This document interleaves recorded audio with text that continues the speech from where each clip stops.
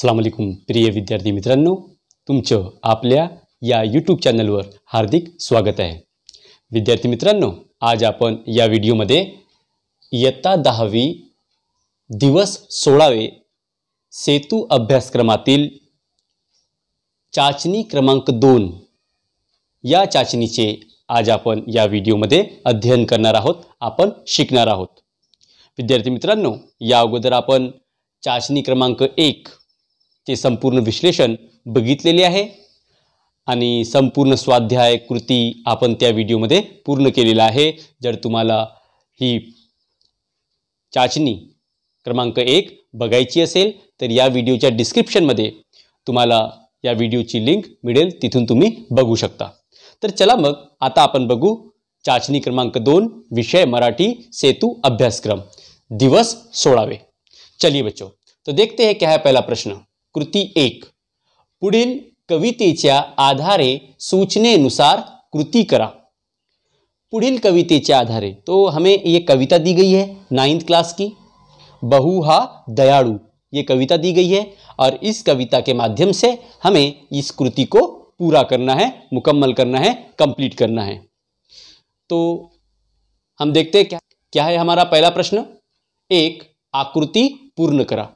तर बघा, एक आकृति दिलेली आहे, एक डायग्राम दी गई है, उस डायग्राम को हमें कविता के माध्यम से पूरा करना है। ठीक है, तो उसके पहले हम लोग एक बार कविता को गा लेते हैं, पढ़ लेते हैं, फिर हम कृति को आगे मुकम्मल करेंगे। चलिए।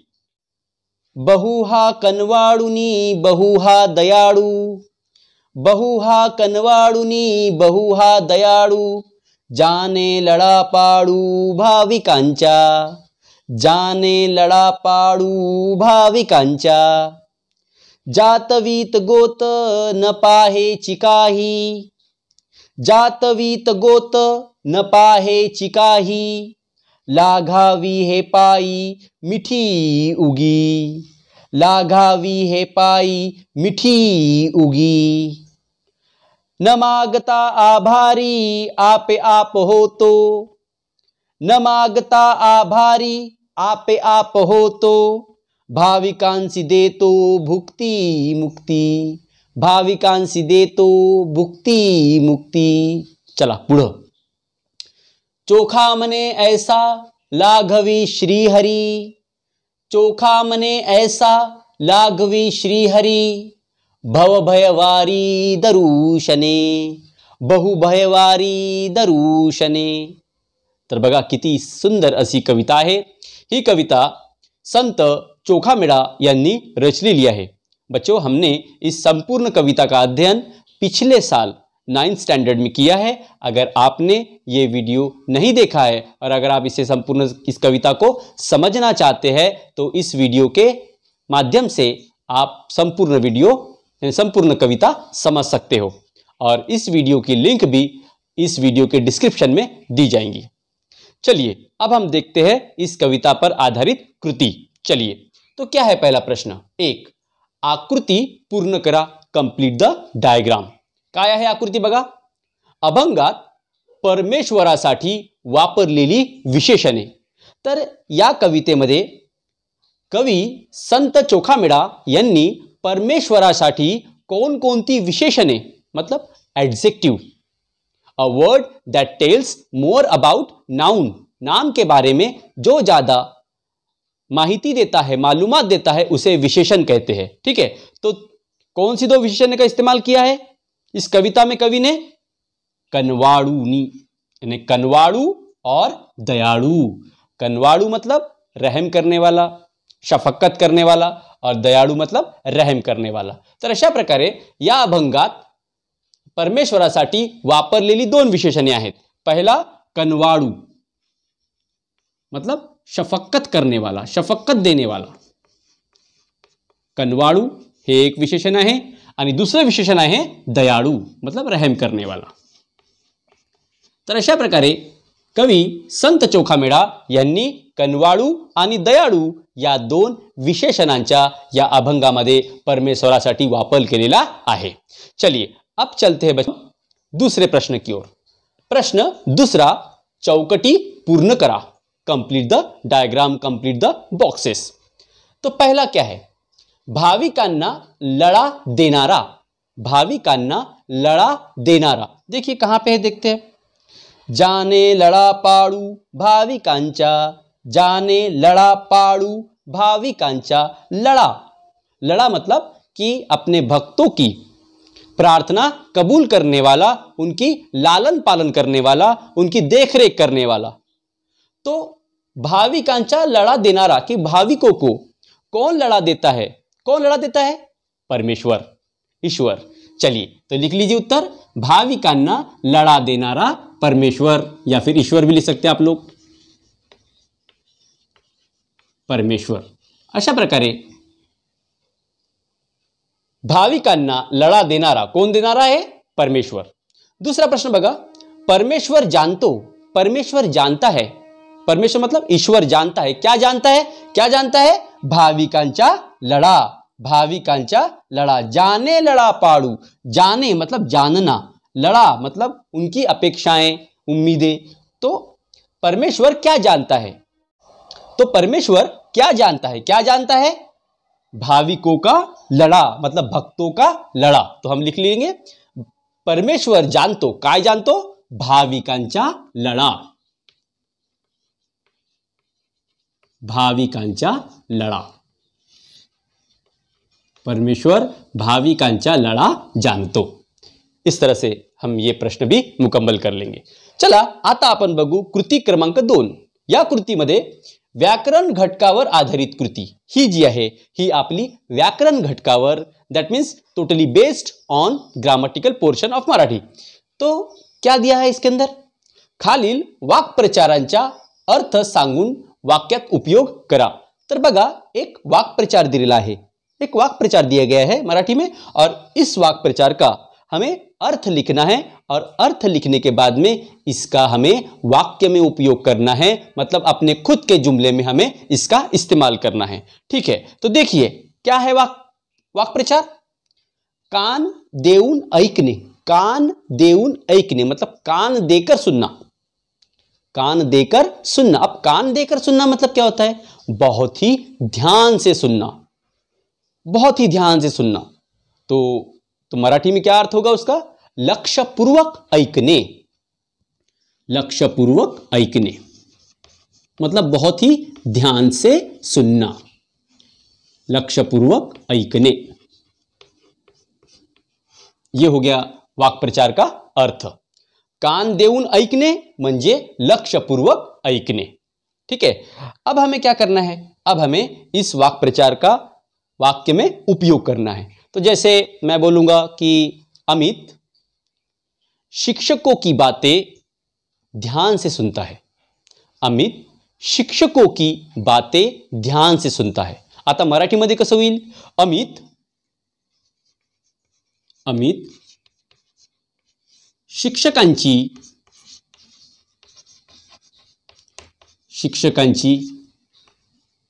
गोष्ट, अमित शिक्षकांची गोष्ट यानी अमित शिक्षकों की बातें कान देऊन ऐकतो, ध्यान देकर सुनता है, कान देऊन ऐकतो। इस तरह से हमने इस वाक्प्रचार का अपने वाक्य में इस्तेमाल कर लिया है। तो देख लीजिए एक बार अर्थ, वाक्प्रचार कोणता आहे, कान देऊन ऐकणे म्हणजे लक्षपूर्वक ऐकणे, ध्यान से सुनना। आणि वाक्यात उपयोग काय आहे, अमित शिक्षकांची गोष्ट कान देऊन ऐकतो, अमित टीचरों की कही हुई बातें बहुत ध्यान से सुनता है। चला आता आपण बघू या व्याकरण घटकावर दुसरी कृती। कोणती कृती आहे, जोड्या जुड़वा, मैच द पेयर्स, जोड़ियां लगाओ। तो हमें क्या दिया है जोड़ियों में, अगट में दिए गए हैं वाक्प्रचार, 1 मुकाबला करने, 2 चैन न पड़ने, आणि ब गटामध्ये दूसरे भाग में दिया हमें अर्थ, वाक्प्रचार का अर्थ। तो हमें यहां 3 अर्थ दिए गए हैं। तो पहला अर्थ है अस्वस्थ होना, अस्वस्थ होने, 2 प्रसिद्ध होने, 3 सामना करने। तो पहले हम समझ लेते हैं, मुकाबला करना, मुकाबला करने, मुकाबला करना मतलब सामना करना, पीठ नहीं दिखाना, तो बिल्कुल आमने सामने खड़े हो जाना। तो इसके लिए कौन सा मीनिंग वाला अर्थ है, कौन सा नियरेस्ट मीनिंग वाला अर्थ है, अस्वस्थ होने, बेचैन होना नहीं, प्रसिद्ध होने फेमस होना नहीं, सामना करने मुकाबला करने। तो मुकाबला करणे म्हणजे सामना करणे। वाक्प्रचार व त्याचा अर्थ। पुढं चैन न पड़ने, चैन नहीं होना, बेचैन हो जाना। तो इसके लिए कौन सा वाक्प्रचार का अर्थ मैच करेगा? अस्वस्थ होणे, बेचैन होना। चैन न पडणे म्हणजे अस्वस्थ होणे। अशा प्रकारे आपण संपूर्ण कृती पूर्ण केलेली आहे। चला आता आपण बघू या चाचणी क्रमांक 2 वर आधारित कृती क्रमांक 3 म्हणजे कथा लेखन। चलिए विद्यार्थी मित्रांनो, आता आपण बघणार आहोत कथा लेखन म्हणजे गोष्ट, कहाणी लिखना, स्टोरी रायटिंग। तर काय असते की यामध्ये पुढील मुद्द्यांच्या आधारे गोष्ट लिहा। तर आपल्याला प्रश्नपत्रिकेमध्ये किंवा कृतीपत्रिकेमध्ये मुद्दे दिले जातात, पॉइंट्स दिए जाते हैं। त्या मुद्द्यांच्या आधारे आपल्याला संपूर्ण कथा लिहायची असते, त्या कथेला शीर्षक द्यायचे असते आणि त्यानंतर संपूर्ण कथा लिहिल्यानंतर आपल्याला तात्पर्य मतलब मॉरल भी हमें लिखना पड़ता है। ये 4 से 5 गुणों के लिए होता है। तर आता यामध्ये बघा काय आहे कृती पुढील मुद्द्यांच्या आधारे गोष्ट लिहा। तर बघा काही मुद्दे दिलेले आहेत आणि आपल्याला या मुद्द्यांच्या आधारे आपल्याला गोष्ट लिहायची आहे, कथा लिहायची है। तो बच्चों इन पॉइंट्स के आधार पर हमें स्टोरी लिखना है मराठी में। देखिए तो सबसे पहले हम मुद्दे समझ लेते क्या क्या है। मुद्दे पॉइंट्स। कोल्हा विहिरीत पड़तो, कोल्हा मतलब लोमड़ी कुएं में गिरती है। गारठतो मतलब यानी ठंडी से थरथर कांपना, बहुत ज्यादा ठंडी लगना। एक बोकड़ विहिरीत डोकावतो, बोकड़ मतलब बकरा, तो एक बकरा कुएं में झांकता है। कोल्हा सांगतो पानी गोड़ है, और कोल्हा यानी लोमड़ी कहती है कि इस कुएं का पानी बहुत ही मीठा है। किसे कहती है वो? बोकड़ को कहती है, बकरे को कहती है। बोकड़ विहिरीत उतरतो, और बकरा उसके बातों में आ जाता है और वो कुएं में उतर जाता है, विहिरीत उतरतो। बोकड्याच्या पाठीवर चढून कोल्हा बाहेर, बोकडाच्या पाठीवर चढ़ून कोल्हा बाहेर, कि बोकड़ के बकरे के पीठ पर पैर रखकर कोल्हा लोमड़ी बाहर कूद जाती है, कुएं से बाहर आ जाती है। लेकिन बोकड़ अड़कतो, लेकिन बकरा वहीं पे अटक जाता है, कुएं में ही रह जाता है और वो वहीं पे ही ठंडे पानी की वजह से मर जाता है, खत्म हो जाता है। ठीक है, त्याच्यानंतर तात्पर्य आपल्याला लिहायचे आहे। उसके बाद में हमें तात्पर्य लिखना है, मॉरल लिखना है। तो देखिए ये कथा लिखी गई है, आप लोग भी इसका स्क्रीनशॉट लेकर संपूर्ण स्टोरी लिख सकते हैं। अब हम पहले से समझ लेते हैं, फिर आप इसका स्क्रीनशॉट ले लेंगे। चलिए तो सबसे पहले हम क्या करेंगे, ये हमें लिखने की जरूरत नहीं, पेपर में या कृति में हमें लिखने की जरूरत नहीं, डायरेक्ट हम हेडलाइन दे देंगे कथा लेखन और उत्तर शुरू करेंगे। जो भी प्रश्न है वो प्रश्न का नंबर देकर। प्रश्न उत्तर कोल्हा आनी बोकड़, ये हो गया हेडलाइन। दिख रहा है हमें? हम क्या करेंगे, यहीं से इन मुद्दों में से, इन पॉइंट्स में से ही हम अपने शीर्षक का नाम दे सकते हैं। जैसे कोल्हा आनी बोकड़, लोमड़ी और बकरा। ठीक है, अब हम एक एक वाक्य पढ़ते हैं और उसे समझते हैं। चलिए, एक खूब मोटे जंगल होते। देखिए कभी भी कहानी की शुरुआत करना है ना, तो ऐसा यानी समझना चाहिए कि हम बहुत पुरानी बात बता रहे हैं, ऐसा प्रतीत करना है कि वो घटना भूतकाल में हो गई है। ठीक है, यानी पास्ट टेंस में हो गई है। एक खूब मोटे जंगल होते, एक बहुत बड़ा जंगल था। त्या जंगलात अनेक वन्य पशु पक्षी ही राहत होते, और उस जंगल में कई जंगली जानवर रहते थे। त्या जंगलात एक धूर्त कोल्हा आणि एक बोकड़ सुद्धा राहत होते, और उस जंगल में एक धूर्त कोल्हा मतलब लबाड़ कोल्हा और एक बकरा बोकड़ भी रहता था। Next paragraph. एके दिवशी कोल्ह्याला खूप तहान लागते। एक दिन क्या होता है कि कोल्हे को, लोमड़ी को बहुत ज्यादा प्यास लग जाती है। तहान मतलब प्यास लग जाती है।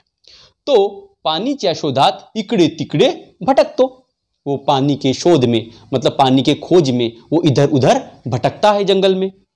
आणि एका विहिरीजवळ पोहोचतो और ढूंढते ढूंढते वो एक कुएं के पास, एक एका विहिरीजवळ पहुंचतो, एक कुएं के पास वो पहुंच जाता है. फिर देखते क्या करता है कोल्हा.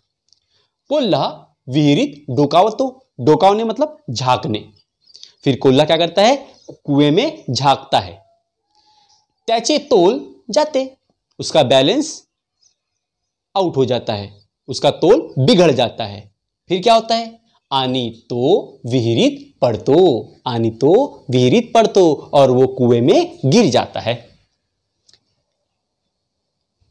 पानी खूब थंड असल्यामुळे तो गारटतो और कुएं का पानी बहुत ही ठंडा होता है. इस वजह से बकरा उस ठंडे पानी से, ठंडी से गारट जाता है, जम जाता है, थरथर कांपने लगता है. तो बाहर येण्याचे खूप अयशस्वी प्रयत्न करतो. वो बाहर आने की बहुत ही बेकार कोशिश करता है, लेकिन वो बाहर नहीं आ पाता. उस कुएं में ही वो रह जाता है. बहुत कोशिश करता है लेकिन वो बाहर नहीं आ पाता. फिर उस समय क्या होता है, तेवढ्यात एक बोकड़ विहिरीजवळ येतो. फिर उसके बाद कुछ समय बाद वहां पर, तेवढ्यात मतलब वहां पर एक बोकड़ कुएं के पास, विहिरीजवळ यानी कुएं के पास आता है. तो कोल्ह्याला विचारतो, वो कोल्हे को पूछता है, लोमड़ी को पूछता है. क्या पूछता है, काय भाऊ आता काय भाऊ आत काय करता. क्या भाई इस कुएं में क्या कर रहे हो. सिंपल सी बात है, कोई भी सवाल पूछता है किसी को देखकर, ऐसे अनजान जगह पे देखेंगे तो भाई यहां क्या कर रहे हो आप, तो उस तरह से बोकड़ पूछ रहा है. क्या पूछ रहा है, काय भाऊ आत काय करता. क्या भाई नीचे क्या कर रहे हो. कोल्हा सांगतो, कोल्हा जवाब देता है. क्या बोलता है, अरे या विहिरीचे पानी खूपच गोड आहे. अरे इस कुएं का पानी बहुत ज्यादा मीठा है. ते पीण्यासाठी मी खाली उतरलो आहे. और कोल्हा कहता है कि उस कुएं का पानी बहुत ही मीठा है और इस मीठे पानी को पीने के लिए मैं कुएं में उतरा हूं. देखिए कितनी लबाड़ बात कर रहा है कोल्हा. ते पिण्यासाठी मी खाली उतरलो आहे. बोकड़ त्या धूर्त कोल्ह्याच्या लबाडीमध्ये अडकतो और बेचारा बोकड़ जो है, बकरा, वो उस धूर्त कोल्हे के बातों में फंस जाता है. वह विहिरीत उतरतो और वो भी पानी पीने के लिए कुएं में उतरता है. लेकिन कोल्हा बोकडाच्या पाठीवर चढ़ून बाहर उड़ी मारतो. जैसा ही बोकड़ कुएं में उतरता है तर कोल्हा त्याच्या पाठीवर चढ़ून विहिरीच्या बाहर उड़ी मारतो. जैसा ही कोल्हा बकरे को नीचे आते देखता है तो फिर उसके पीठ पे चढ़ के, यानी बोकड़ के पीठ पे चढ़ के वो कुएं के बाहर कूद जाता है, निकल जाता है. लेकिन बोकड़